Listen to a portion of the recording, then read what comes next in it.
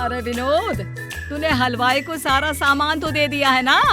अक्षय की शादी में कोई कमी नहीं रहनी चाहिए। आखिर सबसे छोटा भाई है तुम सबका। हाँ माँ, आप चिंता मत करो, मैं पूरा ध्यान रखूंगा। मंगल बेटा, तूने तो कहा था कि फूल का ऑर्डर दे दिया है, यहाँ तो फूल पहुँचे ही नहीं। अब क्या बहू की विदाई के बाद फूल आएंगे? माँ, मैंने अभी बात की है फूल वाले से, वो रास्ते में ही है। आप किशोर भैया से क्यों नहीं कहती कुछ करने को? किशोर पहले ही मेरे बताए काम कर रहा है। पास के सभी रिश्तेदारों और मोहल्ले वालों को कार्ड वही तो देकर आया था। रिसेप्शन के लिए हॉल भी उसी ने बुक किया था। टेंट कुर्सी वालों को भी तो वही देख रहा है। पर कई मोहल्ले वाले तो हमारे भरे पूरे परिवार से जलते भी है, उन्हें बुलाने की क्या जरूरत थी? बेटा, शादी ब्याह में तो बुलाना ही पड़ता है, नहीं तो लोग क्या कहेंगे। दादी दादी देखो ना, हलवाई अंकल हमें लड्डू नहीं दे रहे, आप इनको डांटो ना। अरे चैन सुख दे देना बच्चों को लड्डू, क्यों तंग कर रहा है इन्हें? बीबी जी, मैं कहाँ मना कर रहा हूँ, लेकिन लड्डू बनते ही ये बच्चे उठा उठा कर खा लेते हैं। अरे मैं तो इन्हें थाल में रख के परोस भी नहीं पा रहा। भागो, अब कोल्ड ड्रिंक पीने चलते हैं। भागो भागो, अब कोल्ड ड्रिंक पीने चलते हैं। जैसे कि आप देख रहे हैं, आज इस घर के सबसे छोटे बेटे अक्षय की शादी है। घर में बहुत चहल पहल है। कुलभूषण की बीवी कमला को फुर्सत ही नहीं है कामों से, लेकिन कुलभूषण और घर के बाकी लोग कहाँ हैं? आइए देखते हैं। अजी, आप यहाँ आराम से बैठकर गाने सुन रहे हो और घर में अभी तक इतने काम बचे हैं करने को।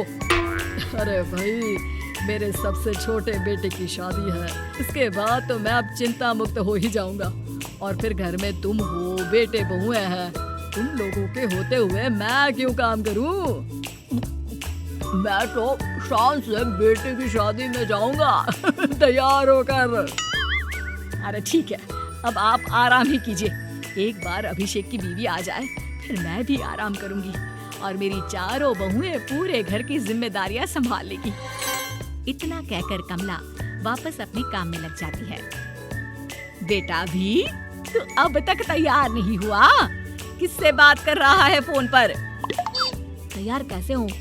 सैलून जाने से तो आपने मना किया है, क्योंकि मुझे हल्दी लग चुकी है। भाभीयों को देखो, सुबह से पार्लर में है।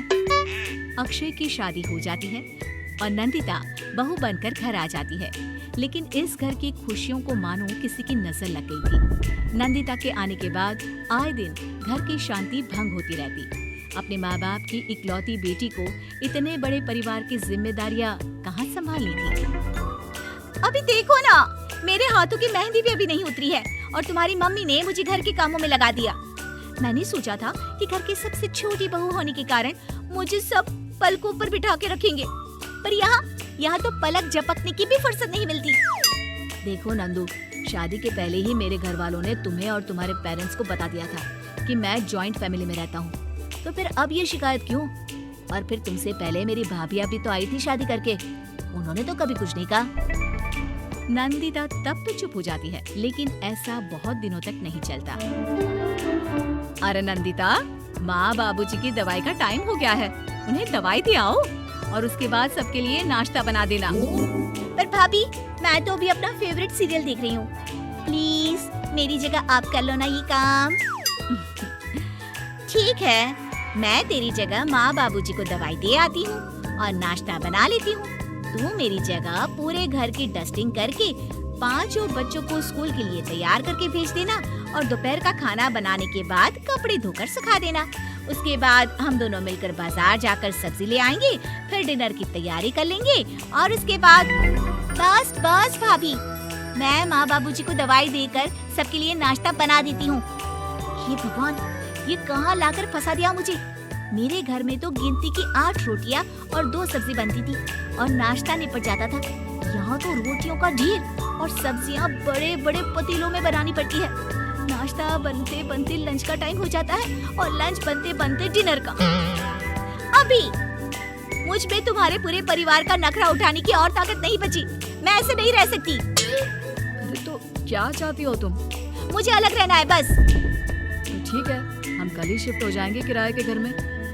इतना बड़ा घर होते हुए हम किराए पे क्यों रहेंगे? ना जी ना, घर में ही दीवार खड़ी करो अपने हिस्से के आगे। घर के साथ साथ घर की खुशियों में भी दीवार खींच जाती है। ऐसे ही कई महीने बीत जाते हैं और नंदिता माँ बन जाती है। बच्चे के आने से अभिषेक के कंधों पर खर्चों का बोझ आ पड़ता है। अभिषेक का बोझ कम करने के लिए नंदिता भी पार्ट टाइम जॉब कर लेती है, लेकिन इससे उसके सर पर नौकरी, घर और बच्चे की जिम्मेदारी बढ़ जाती है। नंदिता, ये क्या है? तुमने घर भी ठीक से साफ नहीं किया, ना ही मेरे कपड़े धुले हैं। चिंटू के बाल भी कटवाने जाना था, देखो उसके बाल कितने बढ़ गए हैं। अरे करती क्या हो पूरा दिन तुम? मैं करती क्या हूँ?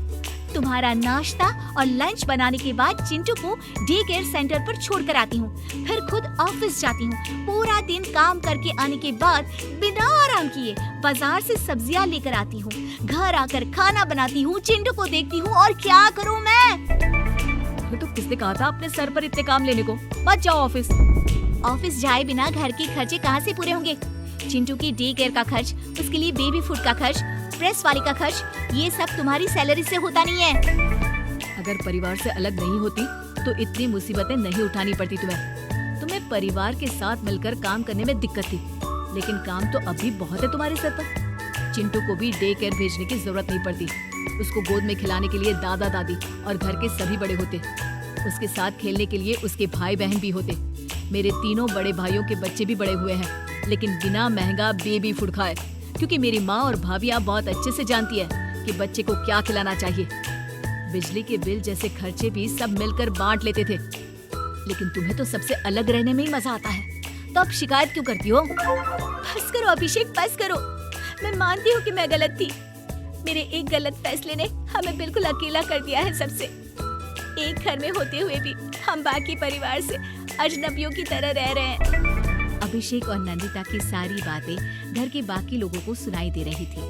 तभी कमला बोल पड़ती है, अरे नंदिता बहू, किसने कहा कि तुम अकेले हो? तुम्हारा इतना भरा पूरा परिवार है ना तुम्हारे साथ। हम तो बस ये चाहते थे कि तुम अपनी गलती समझ जाओ।